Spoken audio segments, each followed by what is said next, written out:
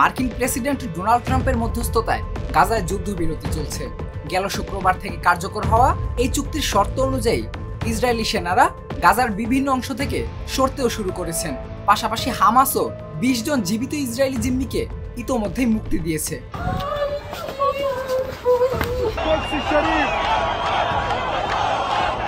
তবে যুদ্ধবিরতি স্বস্তিকে একপাশে রেখে আবারও মাঠে নেমে পড়েছে হামাস। আর এবার তাদের লক্ষ্য যুদ্ধে ইসরায়েলকে সহায়তাকারীদের সম্পূর্ণভাবে নির্মূল করা।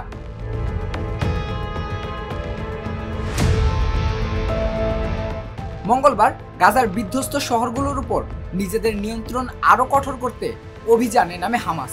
আর সেখানেই তাদের লক্ষ্যবস্তুতে পরিণত হন যুদ্ধে ইসরায়েলকে সহযোগিতা করেছেন এমন ব্যক্তিরা যাদের কপালে জুটছে চরম পরিণতি।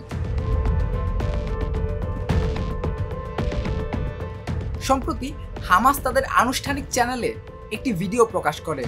ভিডিওতে দেখা যায় চোখ বাঁধা ও মাটিতে হাঁটু গেড়ে থাকা ৮ জন সন্দেহভাজন ব্যক্তিকে রাস্তায় গুলি করে হত্যা করা হচ্ছে। হামাস ওই ব্যক্তিদের বিরোধীদের সহযোগী ও অপরাধী বলে আখ্যা দিয়েছে। ইসরায়েলি সেনারা সরে যেতে শুরু করার পর থেকেই গাজার উত্তরাঞ্চলে হামাস তাদের কালো মুখোশধারী সশস্ত্র পুলিশকে আবারও রাস্তায় নামিয়েছে। শুধু তাই নয়, প্রতিরোধ বাহিনী নামে একটি নতুন নিরাপত্তা ইউনিট গঠন করে তারা সশস্ত্র গোষ্ঠী ও অপরাধী চক্রের বিরুদ্ধে অভিযান শুরু করেছে। বিশ্বাসঘাতকদের শাস্তি দেওয়ার পাশাপাশি প্রতিরোধ বাহিনী গাজায় স্থিতিশীলতা ফিরিয়ে আনতে মাঠ পর্যায়েও কাজ করছে। অনেক প্রত্যক্ষদর্শী সংবাদ মাধ্যম এএফপিকে জানায়, বিরোধীদের যারা সহযোগিতা করেছে তাদের নির্মূল করতে গাজায় তীব্র সংঘর্ষ শুরু হয়েছে, যা এখনো চলছে। গাজার নিরাপত্তা সূত্র এএফপিকে জানায়, আমাদের বার্তা একেবারে পরিষ্কার, যারা অপরাধী বা নাগরিকদের জন্য হুমকি তৈরি করবে গাজার মাটিতে তাদের জন্য কোনো স্থান নেই।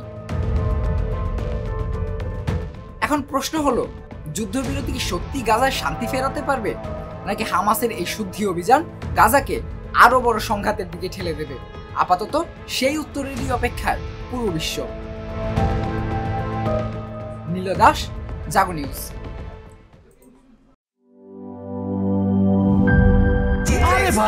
2 ঘন্টা 33 মিনিট লেট। 3 ঘন্টা 33 মিনিট। শোনেন, আপনি একটা ডিস্টার্ব।